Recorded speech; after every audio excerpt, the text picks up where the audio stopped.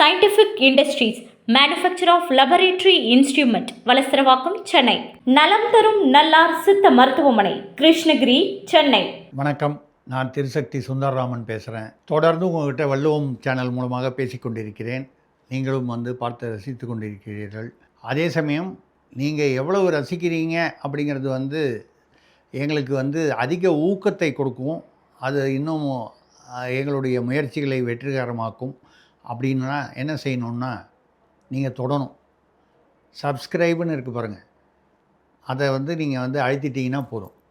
அதை எல்லோரும் தயவு பண்ணி அதை பண்ணிங்கன்னா தொட்டு விட நமது உறவு தொடரும். வள்ளுவம் நேயர்களுக்கு வணக்கம். அரசியல் பேசு நிகழ்ச்சிக்கு உங்களை வரவேற்பதில் மகிழ்ச்சி. என்று மோடி இணைந்திருக்கிறார் மூத்த பத்திரிகையாளர் திருசக்தி சுந்தரராமன் அவர்கள். சார் வணக்கம். சார் வணக்கம். ராபின், நல்லா இருக்கீங்களா? சார் நல்லா இருக்கேன் சார். நேற்று தாவேகா தலைவர் விஜய் அவர்கள் காஞ்சிபுரத்தில் மக்கள் சந்திப்புன்னு சொல்லிட்டு ஒரு அரங்கத்தையோ இல்லை ஒரு கல்லூரியோ எடுத்து கிட்டத்தட்ட ஒரு 2000 பேரை சந்தித்து அங்கே 12 வாக்குறுதிகளை கொடுத்துருக்காரு. சார் அந்த வாக்குறுதிகளோட லிஸ்ட்டு நம்ம படித்தோம்னா யதார்த்தத்திற்கு மாறாக இருக்குது. அதாவது ஒரு குடும்பத்துக்கு ஒரு பைக்குன்னு சொல்லிட்டு இருக்காரு. அதில் ஒரு டைலாக்காக வேறு, கார் லட்சியம், பைக் நிச்சயம் அப்படின்னு சொல்லி நீங்கள் கேள்விப்பட்ட மாதிரி இருக்காது. அறிஞர் அண்ணா சொன்னது நினைக்கிறேன். 3 படி ரூபாய்க்கு 3 படி லட்சியம், அது அப்போ ஒரு படி நிச்சயம். அப்புறம் ஆட்சிக்கு வந்தப்புறம் சரி ரைட்டு. இந்த மாதிரி வாக்குறுதிகள்லாம் கொடுத்துட்டு நம்ம தான் ஆட்சிக்கு வர போகிறோன்ற மாதிரி ஒரு உறுதியோடு பேசியிருக்காரு விஜய். எப்படி பார்க்குறீங்க சார் அவருடைய பேச்சையும் அவருடைய வாக்குறுதிகளையும்? ஆட்சிக்கு வரப்போகிறதா அவர் கனவு காண்பதை நம்ம அப்துல் கலாம் ஐயா எல்லாரையும் கனவு காண சொல்லியிருக்காரு. ஓகே, அது நம்ம விஜயை மட்டும் அதில் விதி விலக்காக நம்ம தள்ளி விட்டுற முடியுமா? முடியாது சார். இல்லையா? அவர் கனவு காண்றது அவருடைய உரிமை, அவருடைய விருப்பம். அது நம்ம ஒன்றும் குறை சொல்லலை. யார் வேணாலும் கனவு காணலாம். பட் அந்த கனவுல எப்படி காண்ட பாருங்கள், அது இந்த சினிமாவில் தான். அந்த சினிமான்றதுனால தான் வருது. உங்களுக்கு ஒரு சாதாரண அரசியல் தலைவருக்கு, அப்படி அரசியல்வாதியாக இருந்தால், நேரடியாக அரசியலுக்கு வந்திருந்தாருன்னா இவ்வளவு பிரம்மாண்டமான கனவு காண முடியாது அவரால். ஓகே, இந்த சினிமாவில் தான் பார்த்தீங்கன்னா சாதாரணமாக அந்த வீட்டில் ஜன்னலில் உட்காந்து திடீர்னு அப்படி பார்க்கும்போது இந்த ஜெய்ப்பூர் மாளிகையில் மேலே, உதய்பூர் அந்த மாளிகையில், அப்புறம் திடீர்னு சுவிட்சர்லாந்தில் இந்த பனி, அந்த அந்த சறுக்கு, இப்படி எப்போ முடியும்? சினிமாவில் கதாநாயகியோ கதாநாயகனோ பார்த்தீங்கன்னா இங்கே ஏதோ குடிசை வீட்டு வாசலில் உட்காந்துருப்பாங்க. ஆனால் கனவுல சுவிட்சர்லாந்து வரும், ஜெர்மனி வரும். பார்த்துருக்கீங்களா? பார்த்துருக்கேன் சார். அதே மாடல் தானே. நீங்கள் அவர் சொல்லியிருக்கார் பாருங்கள், ஒரு வீட்டுக்கு முதல்ல ஒரு அரசு வேலை ஒருத்தருக்கு நிச்சயம். இப்படி தான் ஒருத்தர் சொல்லி வீணாக போனார். யார்? தேஜஸ்வி யாதவ். வீட்டுக்கு ஒரு அரசு வேலை கொடுப்போம். மக்கள் நம்பினாங்களா? நம்பலை. போன தடவை 75 இடம் வாங்கினார். இந்த தடவை 26 கூட்டணி. இது நடந்துச்சு. அதுக்கப்புறம் இவர் சொல்லிக்கிறத பாருங்கள், கார் லட்சியம், வீட்டுக்கு ஒரு கார். நினைக்கும் போதே அப்படியே பிள்ளைங்க. இல்லைன்னா நிச்சயம் ஒரு பைக்கு. சரிங்களா? அப்புறம் வேறு என்ன சொல்லியிருக்காரு? காரு, பைக்கு சொன்னார். வீட்டுக்கு ஒரு, அதாவது அரசு வேலை ஒன்று சொல்லிட்டாரு. சார் எல்லா வீட்லேயும் ஒரு பட்டதாரியை உருவாக்கும்னு சொல்லியிருக்காரு. அதுக்கப்புறம் இன்னொன்று என்னென்னா, முக்கியமான விஷயம், மருத்துவமனைக்கு போகிறப்போ ஒரு அச்சத்தோடு போகாத நிலையை உருவாக்குவோம். அப்படின்னா என்ன? எனக்கு புரியலையே. அச்சத்தோடு போகாத நிலைன்னா கவர்மெண்ட் ஹாஸ்பிட்டலாம் அப்படி தான் இருக்கும் அப்படின்ற ஒரு நிலை இல்லாமல் போனால் எல்லாம் ஹைஜீனிக்காக இருக்கும், நம்மளுக்கு என்ன ஆப்ரேஷன் வேணால் அங்கே பண்ணிக்கலான்ற நிலையை உருவாக்குவேன். இல்லை, அதான் கேட்குறதுக்கெலாம் நல்லா தான் இருக்குது. நான் முக்கியமானதுக்கு வருவோம். நம்ம அரசு மருத்துவமனைகள் எனக்கு தெரிந்தவரை அதாவது விரே தான் சர்க்கார் படத்தில் ஒரே ஒருத்தருக்கு ஒருத்தருடைய ஓட்டு திருட்டு போனால் கூட அது ஜனநாயகத்தில் எவ்வளவு பெரிய ஜனநாயகத்துக்கு விரோதமானது அப்படின்னு சொல்லி கோர்ட்டு சீனில் நீதிபதிகிட்ட ஆர்கியூ பண்ணுவார். ஆமாம், பார்த்துருக்கீங்களா? ஒரு ஹோட்டல் தான் ஆட்சியாக மாறிச்சு. ஆமாம், சரிங்களா? அப்போது நம்மலாம் பார்த்து கை தட்டினோமா, விசில் அடித்தோமா? நீங்கள் அடிச்சிருப்பீங்கன்னு நினைக்கிறேன். எனக்கு அப்போது தெரியும், ஞாபகம் இல்லை. சரி, பரவாயில்ல. ஆனால் இப்போ சாரை நம்ம எதிர்க்கிறோம். எதை? அப்போ நம்ம ஜனங்களை கைத்தட்டி விசில் அடிக்கணுன்றதுக்காக நம்ம சொன்ன அந்த ஒரே ஒரு ஓட்டு. இன்றைக்கி பாருங்கள், இரும்புலியூரில் ஏதோ ஒரு பெந்தகோஸ்தே சர்ச்சில் அந்த அட்ரஸ் போட்டு 510 ஓட்டு. அதில் 49 பேர் தான் ஃபார்ம் தேடி பார்த்தா 49 பேர் தான் இருக்கான். அப்படின்னா வேறு அர்த்தம் என்னாச்சு? அதே மாதிரி ரோஜா தோட்டம்னு 2 வீட்டில் ஏதோ 310. இப்படி எடப்பாடியெல்லாம் கூட பேசியிருக்காங்க அதை பற்றி. ஆக கள்ள ஓட்டுகள் ஒரே அட்ரஸில் எப்படிங்க 500 பேர்? அந்த அவன்லாம் அவன்லாம் என்ன அர்த்தம்னா, அவன் வீட்டில் ஒரு ஓட்டு, அந்த அட்ரஸில் ஒரு ஓட்டு, சர்ச்சில் வந்து ஒரு ஓட்டு. சர்ச்சா கோயிலா மசூதியான்றது விட்டுருங்க. ஆக அவை போலி ஓட்டுகள். போலி வாக்குகள் எந்த ரூபத்தில் இருந்தாலும் அது நீக்கப்பட வேண்டும்.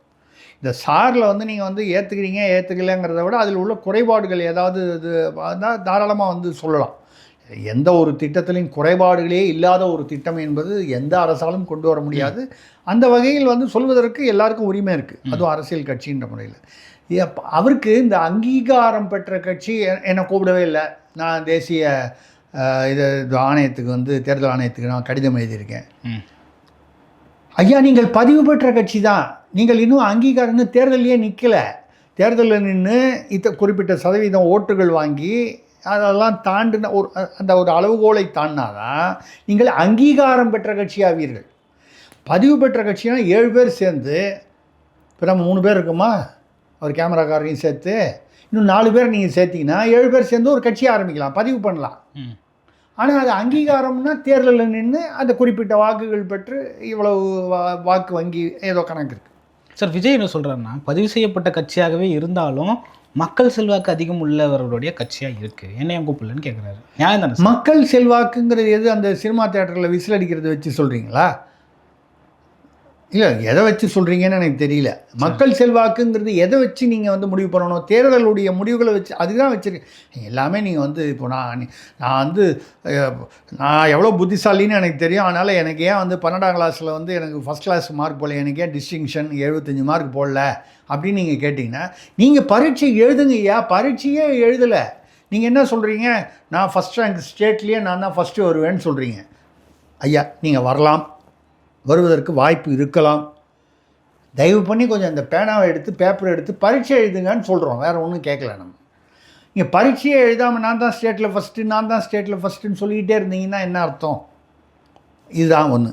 இன்னொன்று, இந்த பைக் எல்லாருக்கும் ஒன்று கொடுக்குறதுனா, எத்தனை குடும்பங்களுக்கு ஒரு இதுக்கு வந்து ஒரு குடும்பத்துக்கு ஒரு அரசு வேலை. தமிழ்நாட்டில் 8 கோடி பேர் பாப்புலேஷன், ஒரு 2-2.5 கோடி குடும்பம் வச்சுக்கலாமா? ஒரு குடும்பத்துக்கு 3 பேர் 4 பேர்னு வச்சுங்க. சராசரியாக குறைந்தபட்சம் ஒரு 2 கோடி குடும்பங்களாவது 2லேருந்து 2.5 கோடி இருக்கலாம். இப்போ எவ்வளோ பேர் இருக்காங்க தெரியுமா? அரசு ஊழியர்கள் தமிழ்நாட்டில் எவ்வளோ பேர் இருக்காங்க? ராபின்சனுக்கு தெரியுமான்றதை விட தாவேகாவுக்கு தெரியுமா? அவ்வளோதான் என்னுடைய கேள்வி. ஓகே, சுமார் 15 லட்சம். 2018 வந்து 14 லட்சம் பேர்னு புள்ளி விவரம். இப்போ ஒரு தோராயமாக 15. சார், குறைஞ்சிருக்கிறதுக்கு வாய்ப்பு இல்லை. சில நேரம் எல்லாத்தையும் தனியார் மயமாக்குறாங்க. இல்லைங்க, நான் கொஞ்சம் அவர் விஜய்க்கு ஆதரவாக, ஏன்னா ஏங்க விஜய்க்கு ஆதரவாக பேசினாலும் நீங்கள் ஒத்துக்க மாட்டேன்றீங்க. விஜயை வந்து நான் ஏதாவது விமர்சனம் பண்ணாலும் வந்து வேறு மாதிரி சொல்கிறீங்க. நான் என்ன தான் பண்ணுவேன்னு சொல்லுங்கள். ஓகே, நான் அவருக்கு ஆதரவாக பேசுகிறேங்க. 14ங்கிறத 15 கூட வச்சு போன்ற.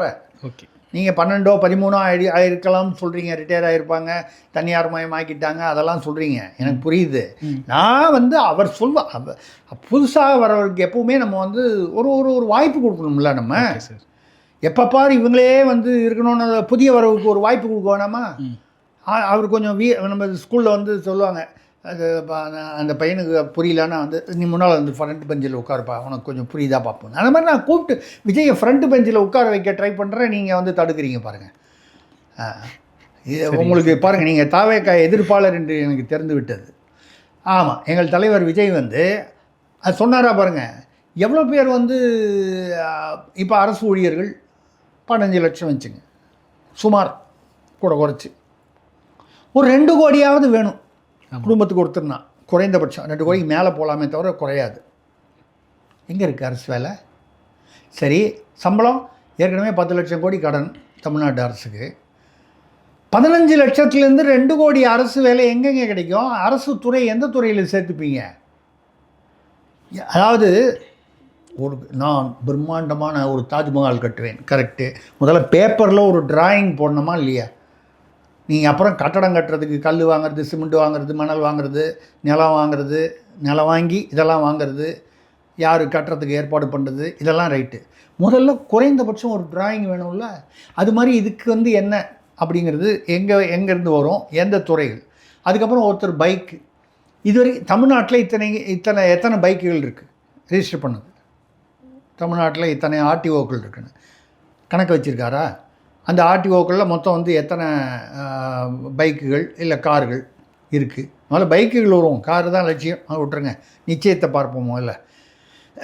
நிச்சயம் வந்து என்னென்னா, அதை நீங்கள் எவ்வளவு இன்னும் எவ்வளோ பேருக்கு கொடுக்கணும்? ஏற்கனவே பைக் உள்ளவங்களுக்கு கிடையாது, உங்களுக்கு பைக் இருந்ததுன்னா கிடையாது, சரிங்களா? அப்போ வந்து அந்த மாதிரி வந்து பைக் இல்லாதவங்க குடும்பங்கள் எவ்வளவு, எங்கேருந்து வரும் பணம், நிதி? அதுக்கப்புறம் சாலை கட்டமைப்பு. இப்போ எனக்கு தெரியல, நான் தோராயமாக சொல்கிறேன், எனக்கு தெரியலன்றதுனால அப்படி சொல்கிறேன். ஒரு சில லட்சம் பைக்குகள் இருக்கலாம், ஏதோ ஒரு 20 லட்சம் பைக்கு 30 லட்சம் பைக்குன்னு. நீங்கள் திடீர்னு அதை வந்து 1 கோடி பைக் ஆக்கணும், 2 கோடி பைக்காக இருக்கணும். ஒரு குடும்பத்துக்கு ஒரு பைக்குன்னா நான் சொல்கிறேன் அதே 2.5 கோடி பைக் வந்துடணும். ஆமாம். இப்போ ஒரு 30 லட்சம் பைக் இருக்குன்னா 30 லட்சத்துலேருந்து நீங்கள் 2 கோடி பைக் ஆக்கினதுக்கு இது போகிறதுக்கு சாலைகள் எங்கே இருக்குது? சாலைகள் எப்படி விரிவாக்கம் பண்ணுவீங்க? வீடெல்லாம் இருக்கும், கடையெல்லாம் இருக்கும், கோயில் இருக்கும், மசூதி இருக்கும், சர்ச் இருக்கும், பிளாட்ஃபார கடைகள் இருக்கும். பிளாட்ஃபார கடையை மதுரையில் வாரச்சந்தை போகிறத வந்து ஒரு வருஷமாக சண்டை நடந்துக்கிட்டு இருக்குது. டிவியில் பார்த்தீங்கன்னா மதுரையில் ஞாயிற்றுக்கிழமை வாரச்சந்தை போடுறாங்க. இந்த வாரச்சந்தை வந்து கரியா கடை, அது போடுறது வந்து ஏதோ சில பேர் அது வந்து போடக்கூடாதுன்னு சொல்லி அதில் வந்து ஏதோ அரசியல், பெரிய கரியா கடைகள்லாம் வந்து அவங்களுக்கெல்லாம் பாதிக்கப்படுது. இவரெல்லாம் சிறு வணிகர்கள், பிளாட்ஃபாரத்தில் போகிறாங்க, வாரத்துக்கு ஒரு தடவை போகிறாங்கன்னா சிறு வணிகர்கள், இங்கே போடக்கூடாதுன்னு சொல்லி நேற்று இது ஒரே கலாட்டாகி வழக்கம் போல் முதியவர்கள், நடுத்தர வயது உள்ள பெண்மணிகள், முதிய பெண்மணிகள், இவங்கெல்லாம் கடை போடுறவங்க அப்படி தானே இருப்பாங்க. இவங்க எல்லாரையும் குண்டுக்கட்டாக வலுக்கட்டாயமாக போலீஸ் வேனில் ஏற்றி கைது பண்ணி கொண்டு போயிட்டாங்க. எதுக்கு? வாரத்துக்கு ஒரு நாள் மதுரையில் அந்த சந்தை பிளாட்ஃபாரத்தில் போடுறது. நீங்கள் அப்படி இருக்கும்போது இவ்வளோ பெரிய ஒரு 30 லட்சம் பைக் இருக்குதுன்னு வச்சுப்போம் தமிழ்நாட்டில் தோராயமாக. அதை 2 கோடி பைக் ஆக்கணும் அப்படின்னு சொன்னால் முதல்ல அவ்வளோ பைக்கு எந்த நாட்டிலேருந்து நீங்கள் வந்து இறக்குமதி பண்ண போகிறீங்க? இந்தியாவில் அவ்வளோ உற்பத்தி இருக்கா? ஏதாவது ஒரு ஐடியா, ஒரு யோசனை இருக்கணுமா இல்லையா?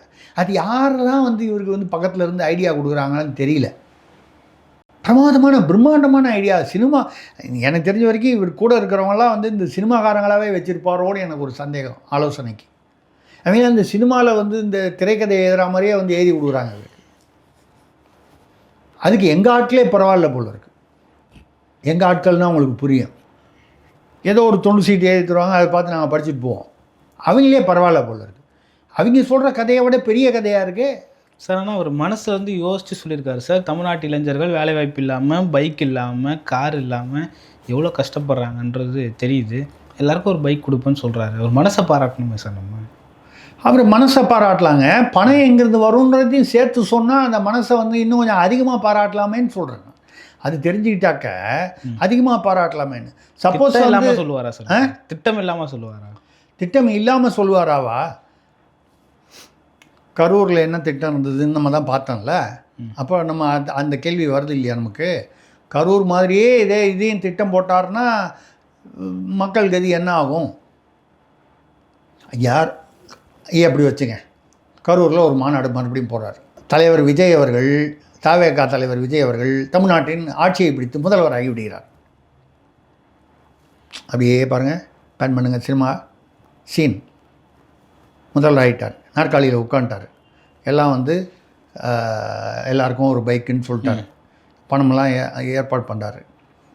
எப்படி இது வந்து நடைமுறைப்படுத்த போகிறார் என்பதற்கு ஒரு வரைபடம்னா டிராஃப்ட் பிளான் ஒன்று வேணும்ல. அது இல்லாமல் இவர் தானே சொன்னார் கொஞ்ச நாள் முன்னால், திமுகவில் வந்து விட்டா வந்து செவ்வாய் கிரகத்தில் ஐடி கம்பெனி ஓப்பன் பண்ணுறேன்னு கூட சொல்லுவாங்க அப்படின்னு சொல்லி அரசியலுக்கு வந்தப்பறம் தான் பேசினார். அதுவே பரவாயில்ல போல இருக்கே. செவ்வாய் கிரகத்துக்கு வந்து இந்தியாவிலேருந்து வந்து இது அனுப்புகிறாங்க, ராக்கெட்லாம் போகுது. ஸோ ஐடி கம்பெனி அது கூட வந்து அநேகமாக அடுத்த 10 வருஷத்தில் நடந்துடும் போல இருக்குது. நீங்கள் இத்தனை பைக்குக்கும் நீங்கள் சாலை எங்கே அமைப்பீங்க? எங்கே இடம் இருக்குது? இல்லை வந்து மேம்பாலம். நாங்கள் எங்கள் திமுக ஆட்சியில் அட்லீஸ்ட் வந்து அவர்கள் வந்து நியாயமாக இருக்காங்க. ஒரு சிஎம்டி அப்ரூவல் இல்லாமல், ஒரு வருவாய்த்துறை அப்ரூவல் இல்லாமல், வனத்துறை அப்ரூவல் இல்லாமல், உள்ளாட்சி நிர்வாகம் அப்ரூவல் இல்லாமல் யாரோ ஒரு தனியார் ஃபிலிம் சிட்டி ஆரம்பிக்கிறாங்கன்னு சொல்லி, நமக்கு வேண்டியவங்க ஆரம்பிக்கிறாங்கன்னு சொல்லி ஒரு 150 கோடி ரூபாய் மேம்பாலம் கட்டியிருக்காங்க. மக்கள் போகும் பாதையெல்லாம் மாற்றி எந்தவித அப்ரூவலும் இல்லை. யாரை கேட்டாலும் அனுமதி நான் கொடுக்கலாங்கிறாங்க. அதுக்கே இவ்வளோ விமர்சனம். மக்கள் வெகுண்டி எழுந்து அது எப்படிங்க, நாங்கள் ஒரு சின்னதாக வந்து ஒரு 1000 ஸ்கொயர் ஃபீட்டுக்கு வீடு கட்டணும்னா வந்து இத்தனை அப்ரூவல் வேண்டியிருக்கு, அனுமதி வேண்டியிருக்கு, இவ்வளவு கண்டிஷன்லாம் போடுறீங்க, இவ்வளோ ஒரு 3 கிலோமீட்டருக்கு ஒரு தனியார் ஃபிலிம் சிட்டிக்கு போகிறதுக்கு கேள்வி கேட்குறான். இவர் சொல்கிறத பார்த்தா அவங்களே பரவாயில்ல போல இருக்கே. அப்படி அதாவது யார் அதிகமாக பொய் சொல்வது சாத்தியமற்றது, பொய்ன்னு நம்ம சொல்கிறது வந்து சாத்தியமற்றது, பொய்ன்னு சொல்லக்கூடாது, அதை வார்த்தை சாத்தியமற்றது, சாத்தியமானதை சொல்லுங்கள் சார். ஆனால் அவர் எல்லா மாநாடுலையும் சொல்லிட்டு வர்றாரு சார், தொடர்ந்து அவர் நல்ல மனுஷங்க, அவருக்கு நல்ல மனசுங்க, நான் ஒத்துக்கிட்டேங்க, நடக்கணுமே, அவ்வளோதான் நான் சொல்கிறேன். அதான் சார் அவர் சொல்லியிருக்காரு சார், எது ஒன்றுமே சாத்தியம் இருந்தால் அதை மட்டும்தான் நாங்கள் சொல்லுவோம், சாத்தியம் இல்லாத எதையும் நாங்கள் சொல்ல மாட்டோம்னு சொல்லி ஐயா எம்ஜிஆருடைய வசனத்தையும் சொல்லியிருக்காரு, எங்கள் குறி தவறாது, தவறுமானால் நாங்கள் குறி வைக்க மாட்டோம்னு சொல்லியிருக்காரு. ஆமாம் சொல்லியிருக்காரு. ஆமாம், நான் அவருக்கு முன்னாலேருந்து நம்மளும் எம்ஜிஆர் படம் பார்த்துக்கிட்டு இருக்கோம். அவர் பார்க்க ஆரம்பிச்சது கொஞ்சம் வயசாகிடுச்சு, அதனால் கொஞ்சம் கூட பார்த்துக்கிட்டு இருக்கோம். அதெல்லாம் சரி, நீங்கள் குறி இப்போ எங்கே வச்சுருக்கீங்க, அது முதல்வர் சீட்டில் குறி வச்சுருக்கீங்க, சரி, அது தவறாமல் இருக்கணும்னா நானும் நல்லதுக்கு தானே சொல்கிறேன்.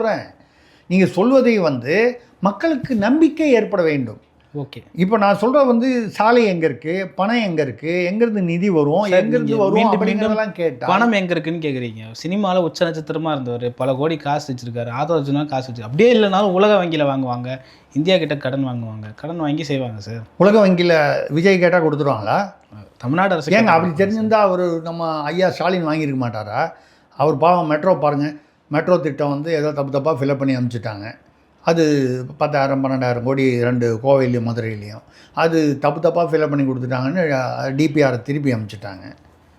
அதில் ஏன்னா எழுதி கொடுத்தது வந்து இது பிஆர்டிஎஸ்க்கு போதுமானது அளவு, அதான் டிராஃபிக் எவ்வளோன்றதெல்லாம் வந்து கொடுத்ததெல்லாம் தவறான தகவல்கள். அது தெரிந்து அனுப்பிச்சார்களா, தெரியாமல் அனுப்பிச்சார்களா, அனுப்பிச்ச அதிகாரிகளுடைய தவறாக இருக்கலாம். முதல்வர் தான் அதுக்கு பொறுப்பேற்கணுன்னா தார்மீக பொறுப்பு முதல்வருக்கு தானே. சப்போஸ் அது அவங்க கொடுத்துட்டாங்க, மெட்ரோ வெற்றினா வெற்றி, தமிழகத்திற்காக மெட்ரோ வாங்கி கொடுத்த, ஆக்சுவலாக பார்த்தா அதிமுக பீரியடில் போட்ட ப்ரப்போசல் அது வேறு விஷயம் இருந்தால் கூட அது வந்தவொடனே இப்போ என்ன பண்ணார் பாருங்கள், அவர் வந்து எது யதார்த்தமோ அதை தான் சிந்திக்கிறார் நமது முதல்வர். பாராட்டுகிறேன். என்ன பண்ணார், செலவே இல்லாமல் ஒரு கடிதம் எழுதினார். யாருக்கு? பிரதமருக்கு. ஐயா மெட்ரோ, கோவை மெட்ரோ இதை ரீகன்சிடர் பண்ணி எங்களுக்கு அப்ரூவல் கொடுத்துருங்க. எவ்வளோ பிழை இருக்கிறதோ திருவிளையாடல் தர்மி பார்த்துருக்கீங்களா? அது மாதிரி ஏதோ 10-12,000 கோடி ஒரு திட்டம், எவ்வளோ பிழை இருக்கிறதோ அதை குறைத்து கொண்டு கொடுங்கள். நாங்கள் பொங்கலுக்கு வந்து எல்லாருக்கும் ஏதாவது 5,000 ரூபா கொடுக்கலான்னு ஒரு மனசில் வச்சுருக்கோம். அதுக்கு எங்கிறதாவது பணம் வர வேண்டாமா? ஏற்கனவே போக்குவரத்து தொழிலாளர், உங்கள் பேராசிரியர்களுக்கு, அப்புறம் தூய்மை பணியாளர்களுக்கெல்லாம் வந்து சம்பளம் கொடுக்கறதுக்கு 3 மாதம் சம்பளம் பாக்கி, 2 மாதம் சம்பளம் பாக்கி, 4 மாதம் சம்பளம் பாக்கிலாம் இருக்குது. அப்புறம் வந்து போக்குவரத்து தொழிலாளர்களுடைய பிஎஃப் பணத்தை, பிடிச்ச பணத்தை, அவர்கள் சம்பளத்திலேருந்து பிடிச்ச பணத்தை பிஎஃப்க்கு அனுப்பாததெல்லாம் நிறைய பிரச்சனைகள்லாம் இருக்குது. இதெல்லாம் தாண்டி அவர் வந்து என்ன பண்ணுறாரு, நான் நேரடியாக போய் பிரதமரை சந்திக்கிறேன். பிரதமரை சந்தித்தோன்னா அவருக்கு வந்து கரெக்டாக அந்த 2 மெட்ரோ திட்டத்தையும் ஒரு பேக்கில் போட்டு வச்சுருப்பார், டக்குன்னு கையில் கொடுத்துருவார்.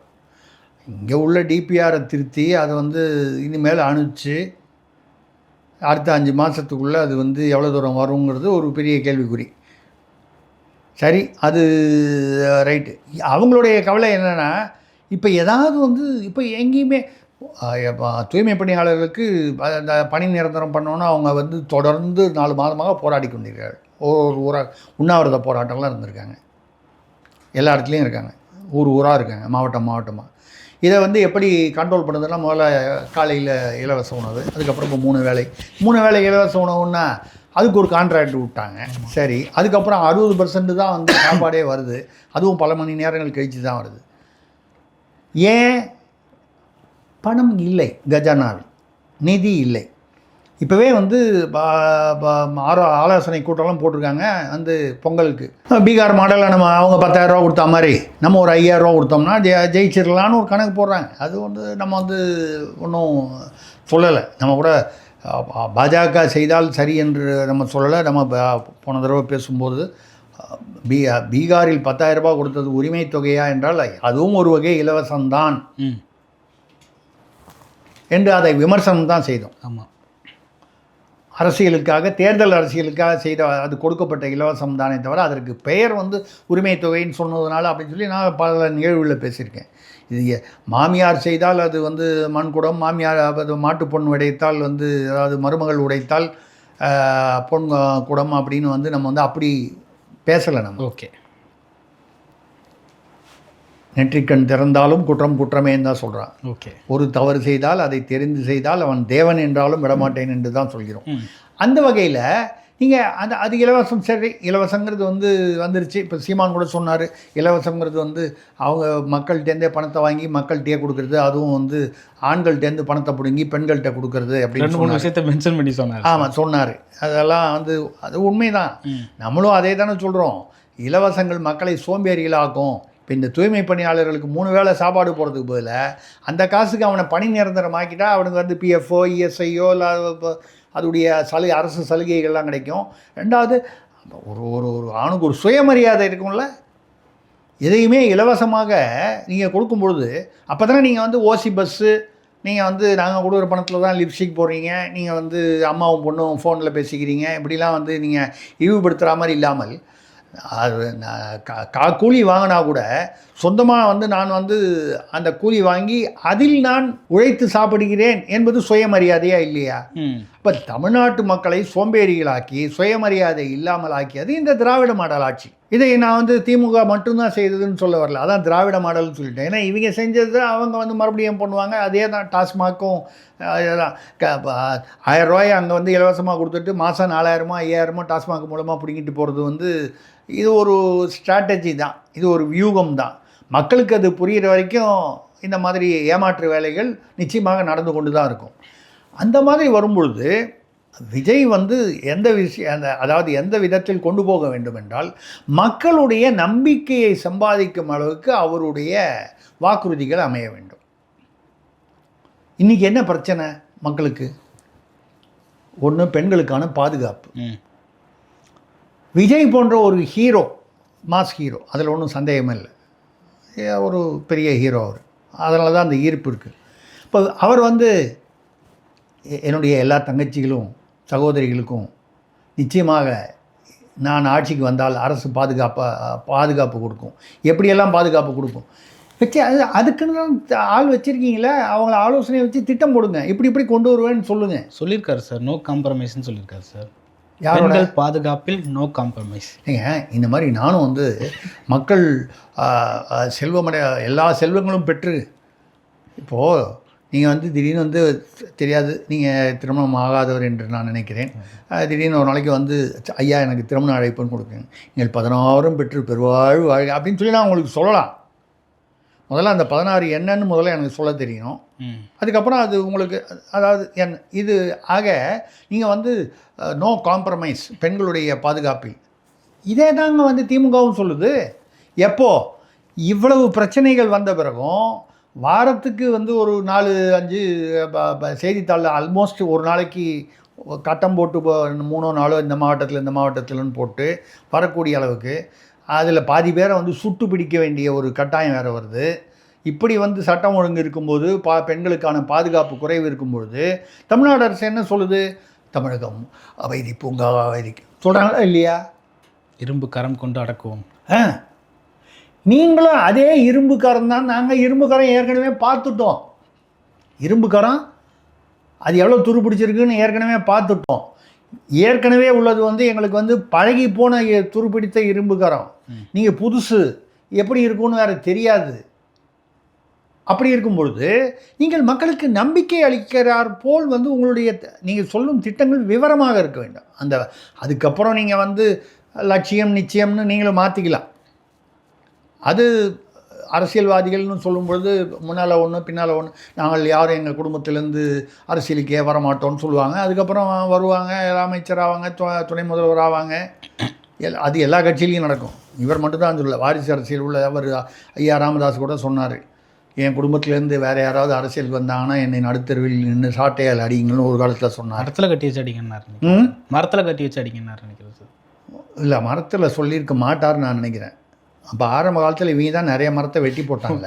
அப்படி இருக்கும்போது எந்த மரத்தில் கட்டுறது? வெட்டின மரத்துலையா இல்லை ஏற்கனவே இருக்கிற மரத்திலேயே அது நமக்கு குழப்பமாக இருக்குது. பட் எதுவாக இருந்தாலும் ஆக மொத்தம் இப்படி அரசியல்வாதிகள் சொல்வது வந்து நம்ம ஒரு சீரியஸாக எடுத்துக்கூடாது. வைகோ சொல்லலையா, என்னுடைய கல்லறையில் கூட நான் வந்து திமுகவுடன் கூட்டு சேர மாட்டேன் அப்படின்னு சொல்லலையா அவர்? இன்றைக்கி வந்து என்ன பண்ணுறாரு, போதைப் பொருளுக்கு எதிராக அவர் வந்து சுற்றுப்பயணம் போகிறார், நடைப்பயணம் போகிறார். அது நேராக வந்து முதல்வர் வீட்டுக்கு போய் அந்த விஷயத்தை சொல்லி 10 நிமிஷத்தில் வந்துட்டால் வேலை முடிஞ்சிடும். இதுக்கு எதுக்கு நடைப்பயணம் போகணும்? போதைப் பொருளை கட்டுப்படுத்துறது யார்கிட்ட இருக்குது? காவல்துறையிடம், அதாவது தமிழக அரசிடம். தமிழக அரசின் யார் தலைவர்?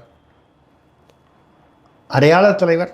அதாவது ஆட்சியை நடத்துபவர் யார்? அடையாளம்ன்றது முதல்வர். முதல்வரே எல்லாத்தையும் பண்ணிட முடியாது, அதுக்காக அமைச்சர்கள்லாம் இருக்காங்க, அதிகாரிகள்லாம் இருக்காங்க. இருந்தாலும் அடையாளம் என்பது அவர் தானே. அப்போ அவர்கிட்ட போயிட்டு ஐயா போதைப் பொருள்லாம் குறைச்சிருக்கணும், இதுக்கு எதுக்கு நடைப்பயணம்னு தெரியல.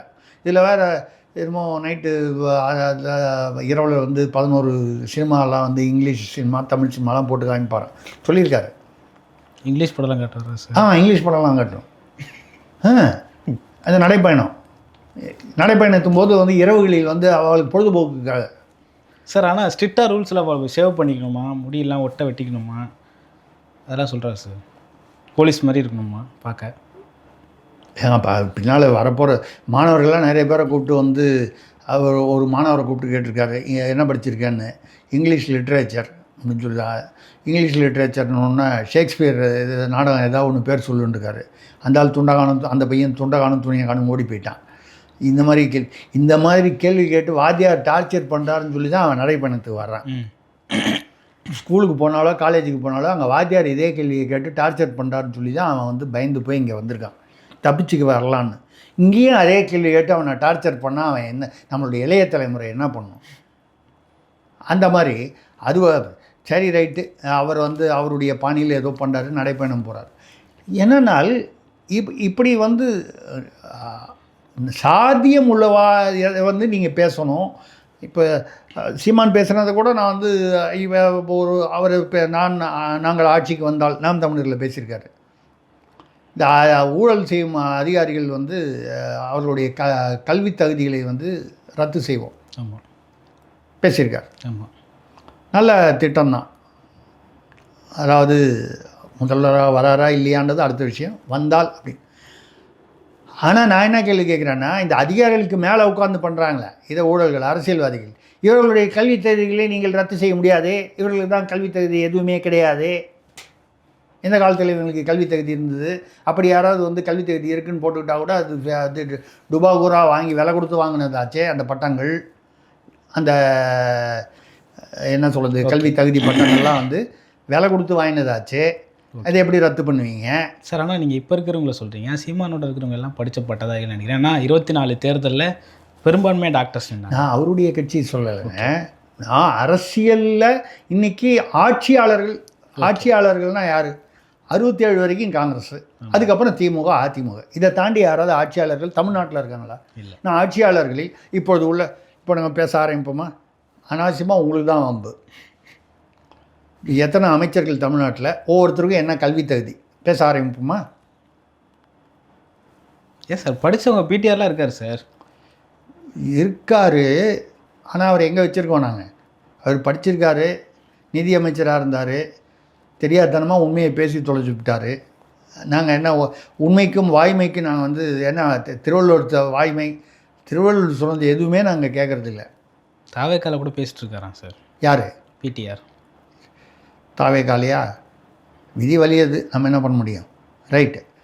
அதாவது பேசுகிறதுல ஒன்றும் தப்பில்லை. யாருக்கு எப்படி இருக்கோ, வாய்ப்புகள் இருக்கோ அதை வந்து அவர்கள் பயன்படுத்தி கொள்ளலாம். அது சரி. வாக்குறுதிகளை நீங்கள் அள்ளித்தருவது வந்து அதை ஏற்கனவே நாங்கள் திமுகவிடம் ஓரளவுக்கு, திமுகவிடமும் அதுடைய மறுபிம்பமாக இந்த பக்கம் அதிமுகவிடமும் 2 பக்கமும் வந்து நாங்கள் அதை அனுபவித்து சலித்து விட்டோம். ஓகே. இல்லை, திமுக கொஞ்சம் அதிகமாக சலிச்சிட்டோம். ஆமாம், கம்பு சுற்றுவாங்க. நான் கம்பு சுற்றுவாங்கன்னு சொன்னதை உடனே நீங்கள் வந்து முதல்வர் எங்கேயோ போய் ஒரு சிலம்பாட்டம் ஆடினதோட நினச்சி பார்த்து நீங்கள் வந்து என்னை தயவு பண்ணி தப்பாக நினைக்கக்கூடாது. நான் எதேச்சியாக தான் சொன்னேன், நான் அதை மனசில் வச்சுட்டு சொல்லலை. ஓகே. அந்த கம்பு சுற்றினதை ஒரு அடையாளமாக உற்சாகப்படுத்துறதுக்காக பண்ணார். அந்த கம்பு சுத்தல் வந்து அதிமுகவும் கம்பு சுற்றும், அதை விட அதிகமாக திமுக கம்பு சுற்றும். அந்த மாதிரி வரக்கூடிய ஒரு சூழ்நிலையில் நீங்கள் தான் சினிமாவில் நிறைய கம்பு சுற்றிருக்கீங்க, நாங்கள் பார்த்துருக்கோமே, மறுபடியும் அதே கம்பு சுற்றலை வந்து அரசியலில் ஏன் பண்ணுறீங்க? நாங்கள் தான் ஏற்கனவே 2 பேரை பார்த்துக்கிட்டு இருக்கோமே, நீங்கள் புதுசாக ஏதாவது சொல்ல போகிறீங்கன்னு பார்த்தா ஒன்றும் சொல்ல காணோம், ஒரே கம்பு சுற்றலாக இருக்கே அப்படிங்கிறது தான் நம்மளுடைய கவலை. இதை தாண்டி அவர் மக்களுக்கு வந்து பயன்படக்கூடிய ஒரு திட்டமாக சொல்லும் பொழுது விவரங்களுடன் அதை ஆய்வு செய்து இப்படித்தான் அப்படின்னு சொல்லி மக்களுடைய நம்பிக்கைக்கு பாத்திரமானால்தான் அவருக்கு வரும் கூட்டம் வந்து வாக்கு வங்கியாக மாறுவதற்கு வாய்ப்பு இருக்கிறது. வாய்ப்பு வர வேண்டும் என்ற நல்ல எண்ணத்தில் தான் இதை சொல்லிடுறோம். ஓகே சார், 12 தான் சார் சொல்லியிருக்காரு. இது வெறும் ட்ரைலர் தான் சார். இன்னும் 500 இருக்குது சார் பெண்டிங்கு. எலெக்ஷனுக்குள்ளே ஒன்று ரிலீஸ் பண்ணுவார் சார். நல்ல திட்டங்களாக இருக்கும் சார். மக்கள் ஏன் 7 குறைச்சிட்டீங்க? நீங்கள் திமுக 519 கொடுத்தாங்கல்ல, நீங்கள் இப்போ 12 இன்னொரு 500ன்னு சொன்னீங்க, 512 தான் ஆச்சு. இன்னொரு 8 கொஞ்சம் சொல்லி நீங்கள் உங்களோட தாவே கலையாட்டா தெரிஞ்சு சொல்லி தலைவர்கிட்ட விஜய் சார்கிட்ட சொல்லிட்டீங்கன்னா 519 அவங்கன்னா 520 சொல்லலாம்ல. ஐயா, எவ்வளவு வாக்குறுதிகள் அப்படிங்கிறது முக்கியம் இல்லை, என்னென்ன வாக்குறுதிகள், அவை சாத்தியப்படுமா, எப்படி சாத்தியப்படும் என்பது மக்களுக்கு ஓரளவுக்காவது நம்பிக்கை. 100% வந்து அதுக்கான திட்டமிடுதல் வந்து இப்போ பண்ண முடியாதுன்னு சொல்லலாம். ஓரளவுக்காவது ஆய்வு செய்யணும்ல. நான் இங்கேருந்து அண்ணா நகர்லேருந்து நான் வந்து வள்ளுவம்மா அலுவலகத்துக்கு வரணுன்னா 5 நிமிஷத்தில் வந்துடுறேங்கன்னு உங்கள்கிட்ட சொன்னால், நீங்கள் எங்கெங்கே இருக்கீங்கன்னு சொன்னால் அண்ணா நகரில் இருக்கேங்க அப்படின்னு சொன்னால் 5 நிமிஷத்தில் வர முடியுமா முடியாதான்னு ராபின்சனுக்கு தெரிகிற அளவுக்கு நாட்டில் பொதுமக்களுக்கு அறிவு இருக்குது. ஆமாம். அண்ணா நகர்லேருந்து தஷ்டிபுரத்துக்கு வருவதற்கு 5 நிமிடங்களில் வர முடியுமா? ராக்கெட்டில் வந்தால் கூட ராக்கெட்டு புறப்பட்டு வந்து இறங்கி இப்படி வர்றதுக்கு 5 நிமிஷத்தில் வர முடியும். இப்போ சொல்வதை பொய் சொன்னாலும் பொருந்த சொல்லணும்னு சொல்லணும். அது மாதிரி நீங்கள் வாக்குறுதிகள் கொடுப்பது வந்து சரி, புரிகிறது. அரசியல் என்று வந்துவிட்டால் வாக்குறுதிகள் என்பவை தவிர்க்க முடியாதவை, எந்த கட்சியாக இருந்தாலும் சரி. அதை பொருந்தும்படியாக சொல்லுங்கள், சற்று ஆய்வு செய்து மக்கள் நம்பும்படியாக சொல்லுங்கள். அதுக்கப்புறம் நீங்கள் ஜெயிக்கிறீங்க, ஆட்சிக்கு வரீங்க, அதில் எவ்வளோ தூரம் வந்து சாத்தியப்படுது, சாத்தியப்படாமல் போகுது. ஏன்னா அதில் வந்து மத்திய அரசுடைய ஒத்துழைப்பு வேணும், நிதி வேணும், எத்தனையோ விஷயங்கள் இருக்குது, கட்டமைப்பு விஷயங்கள். சாதாரணமாக ஒரு சின்ன ஒரு ஒரு கட்டடம் ஒருத்தன் வந்து முன்னால் கட்டிடுறான், அதை இடிக்கிறதுக்கு வந்து அவன் வந்து சட்டத்தை மீறி இருக்கிறான்னா அவன் வந்து சுப்ரீம் கோர்ட் வரைக்கும் போகிறான். 5 வருஷமாக 10 வருஷமாக இழுத்தடி. ஏன்னா நான் சொல்வது கட்சி சார்பற்று பொதுவாக சொல்லக்கூடியது. இன்றைக்கி நம்ம இருக்கக்கூடிய அந்த சட்ட அமைப்புகள்லாம் சொல்கிறேன். அந்த மாதிரி இருக்கும்பொழுது பிரம்மாண்டமாக நீங்கள் பாட்டில் ஏகத்துக்கு வந்து நான் தமிழ்நாட்டில் சுவிட்சர்லாந்தை வரவழைப்பேன், தட்பவெப்பத்தை மாற்றி விடுவேன், இங்கே வெயில் காலத்தில் வந்து குழு என்று இருக்கிற மாதிரி சென்னையை மாற்றி விடுவேன், இப்படி தான் வந்து ஒருத்தர் சொன்னார் துணை முதல்வராக இருக்கும்போது. நான் கூட வேறு ஒரு நிகழ்வில் கூட சொல்லியிருக்கேன், மறுபடியும் அதையே சொல்ல வேண்டியிருக்கு. சிங்கார சென்னை அப்படின்னு சொன்னார். எல்லாரும் அதை நம்பியிருந்தாங்க. சிங்கார சென்னைனா அப்படி இருக்குமா, இப்படி இருக்குமா, சுவிட்சர்லாந்து ஜெர்மனி மாதிரி இருக்குமா, இல்லை கமலஹாசன் படத்தில் வருமா அது மாதிரி இருக்குமா, இல்லை ரஜினி படத்தில் வந்த மாதிரி இருக்குமா, இப்படிலாம் யோசனை பண்ணாங்க. அப்புறம் தான் அவர் சொன்னதோட மழை வெள்ளம் வந்தபோது தான் தெரிஞ்சுது சிங்கார சென்னை. அது சிங்க்னா முழுகிற சென்னை. இப்படி நம்ம வந்து வாக்குறுதிகள் எதை வேணாலும் கொடுக்கலாங்க. அந்த வாக்குறுதிகளில் ஒரு ஒரு ஒரு வாய்மை வேண்டும், ஓகே, ஒரு நேர்மை வேண்டும், ஓகே, உண்மைத்தன்மை வேண்டும். அந்த உண்மைத்தன்மை வந்து 100% இல்லைன்னா பரவாயில்ல, ஒரு 50% இருக்க வேண்டும் என்பது தான் நம்மளுடைய கருத்து. ஓகே சார், நீங்கள் இந்த வாக்குறுதிகள்னு பேசுகிறப்போ திமுக வந்து நேரடியாக நீங்கள் சொன்ன மாதிரி 519 வாக்குறுதிகள் கொடுத்துருக்காங்க. மறைமுகமாக ஒரு சிலருக்கு வந்து வாக்குறுதிகள் கொடுத்துருக்காங்க போல். இந்த மறைமுகமான வாக்குறுதிகள் நிறைவேற்றலைன்னு சொல்லி வீதிக்கு இறங்கி போராட நேற்று ஒரு நடிகை வந்திருக்காங்க. நிவேதா பெத்ராஜ் வந்து நாய்களுக்கு பாதுகாப்பாக இருக்கும்னு நம்பி தான் ஓட்டு போட்டோம் அப்படின்ற ஒரு கேள்வி கேட்டிருக்காங்க. எப்படி பார்க்குறீங்க சார்? ஓ, நிவேதா பெத்ராஜா? ஆமாம் சார். சரி, அவங்க முக்கியமான நடிகை. ஆமாம், அரசியல் முக்கியத்துவம் மிகுந்த நடிகை அவங்க.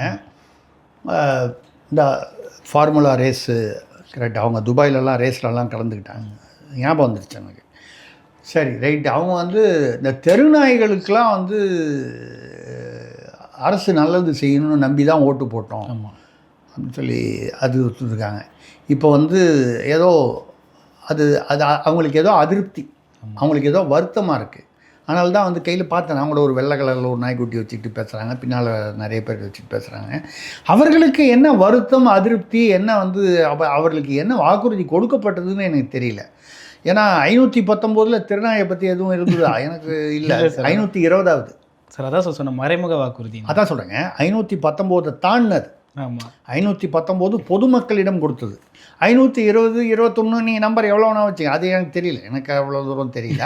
அதெல்லாம் வந்து அது மக்களுக்கு கொடுக்கப்பட்டதில்லை, யாரோ ஒரு சிலருக்கு கொடுக்கப்பட்டது. அதில் ஏதோ நிறைவேற்ற முடியாமல் போயிடுச்சு அப்படிங்கிற வருத்தத்தில் அவங்க சொல்கிறாங்க. அதை வந்து புரிந்து கொள்ள வேண்டியவர் புரிந்து கொண்டால் தான் நம்ம வந்து, அதாவது நம்ம சொல்கிறது ஆட்சியில் இருப்பவர்கள் புரிந்து கொள்ள வேண்டும், அதிகாரிகள் புரிந்து கொள்ள வேண்டும். ஏன்னா திருநாய்களை வந்து பாதுகாப்பது வந்து ரொம்ப முக்கியம். ஏன்னா வந்து அங்கங்கே திருநாய்கள் பார்த்தீங்கன்னா 2 பக்கமும் இருக்குது. திருநாய்கள் போய் வந்து இப்போ கூட ஒரு முந்தான தினமும் பார்த்தீங்கன்னா எங்கே ஒரு இடத்துல இந்த பிட்புல்னு, அது வந்து தடை செய்யப்பட்ட ஒரு வகையான நாய், அந்த பிட்புல் நாய் போய் திருநாயை கடிச்சு குதறி தாம்பரம் நினைக்கிறேன் சார், தாம்பரத்துலேயே எங்கே கொன்னுடுச்சு. அந்த பிட்புல் ராட்வீலர்லாம் வந்து இப்போது சமீபத்தில் தடை பண்ணியிருக்காங்க. இந்தியாவிலேயே வந்து இறக்குமதியை தடை பண்ணியிருக்காங்க. அது வந்து ஏன்னா அது ரொம்ப என்ன சொல்கிறது, ஃபெரோஷியஸான, ரொம்ப அந்த மாதிரி வந்து ஒரு கட்டுக்கடங்காத ஒரு அந்த மாதிரி ஒரு இனம் அது, அந்த நாய்கள்லேயே. அது வந்து ஒரு பக்கம் திருநாய்கள் வந்து மக்களை முதியவர்கள், பெண்கள், எல்லா ஆண்களை கூட எல்லாரையும் வந்து கடிக்குது, அது ஒரு பிரச்சனை இருக்குன்றது ஒரு பக்கம். அப்புறம் வந்து நாய்களை வந்து நாய்களுக்கு வந்து பாதுகாப்பு கூட வைக்கணும்னு கூட வந்து உயர்நீதிமன்றம் வந்து ஒரு இது கொடுத்தது. ஆமாம், என்னென்னா நம்ம கஷ்டம், நம்ம உற்பத்தி பண்ணுற, நான் உயர்நீதிமன்றத்தை தப்பாக சொல்லலை, உற்பத்தி பண்ணுற விவசாயி கஷ்டப்பட்டு 4 மாதம் வந்து ஒரு போகத்தில் உற்பத்தி பண்ணுற நெல்லுக்கு வந்து கிடங்கு கட்ட முடியாத ஒரு தமிழ்நாட்டில், நான் திருநாய்களை குறைவாக சொல்லவில்லை, நெல்லுக்கே நமக்கு வயிற்றுக்கு சோறு போடக்கூடிய அந்த நெல்லுக்கே கிடங்கு கட்ட முடியவில்லை நம்மளால். திருநாய்களுக்கு பாதுகாப்பு கிடங்கு அப்படின்னு சொன்னால் அது எந்த அளவுக்கு சாத்தியமாகும்? அப்புறம் அந்த திருநாய்களுக்கு உணவு வைக்கிறது எப்படி வைக்கணும், போனோம் வரணும்னு. நான் திருநாய்கள் வந்து அவையும் மனித உயிர்கள் தான், அது மனித உயிர்களைப் போல் அவை வந்து உயிரினங்கள் தான், இல்லைன்னு சொல்லலை. அதுக்கு என்ன வந்து ஒரு இது கான்சன்ட்ரேஷன், ஃபோக்கஸ் கொடுக்கணும், அதுதான் கொடுக்கணும். ரொம்பவும் அதிகமாக கொடுப்போம். மனிதர்களுக்கான ஒரு ஃபோக்கஸே இல்லை. மனிதர்களுடைய நிலைமையே வந்து மோசமாக இருக்குது. அவர்களை பற்றியே வந்து கவலை இல்லாத வந்து அரசு ஆட்சியாளர்கள், அதிகாரிகள் இப்படி தானே இருக்காங்க. ஒருத்தர் கலெக்டர் ஆஃபீஸில் போய் வந்து வாசலில் உட்காந்துருக்கானா அதை பற்றி கவலையே படுறது இல்லையே. எத்தனையோ பேர் தீ குளிக்கிறாங்களே. திருநாய்களை பாதுகாக்கக்கூடாதுன்னு நான் சொல்லலை, இங்கே ஆரம்பித்து அதுக்கப்புறம் நீங்கள் திருநாய்களையும் வந்து உயிர்களாக கருதி வந்து பண்ணணும், அது லைசன்ஸ் எல்லாம் வாங்கணும்னு சொல்கிறதெல்லாம் வந்து நியாயம். ஏன்னா ஒரு உரிமம் வாங்கணும், அது வாங்கலைன்னா அதுக்கு ஒரு அபராதம், இதெல்லாம் வந்து நெறிமுறைகள்லாம் வந்து சீர்படுத்த வேண்டியது ஏற்றுக்கொள்கிறோம். ஆனால் அந்த நடிகைக்கு ஏதோ வருத்தம் இருக்கிறது, அந்த வருத்தத்தை நம்ம சரி செய்ய முடியாது. ஓகே, நம்ம வந்து ஆட்சியில் இருந்தால் தான், ஆட்சியாளர்களால் தான் வந்து அதை சரி செய்ய முடியும். அதற்கு வந்து அவர்களுக்கு வந்து நிதி இருக்கிறதா இல்லையா? ஏன்னா திருநாய்களுடைய பாதுகாப்புக்கும் எல்லாத்துக்குமே நிதி இல்லாத வேறு எது, நிதி இல்லாமல் எந்த திட்டமுமே நிறைவேறாது. அப்போது சம்பந்தப்பட்ட நிதி உடையவர்கள் அதை என்னவென்று கவனிக்க வேண்டும். அவ்வளோதான் நம்ம சொல்லலாம். பல்வேறு கருத்துக்களை பகிர்ந்து கொண்டீங்க. மற்றும் இருக்காங்க சந்திப்போம். நன்றி. மிக்க நன்றி, வணக்கம்.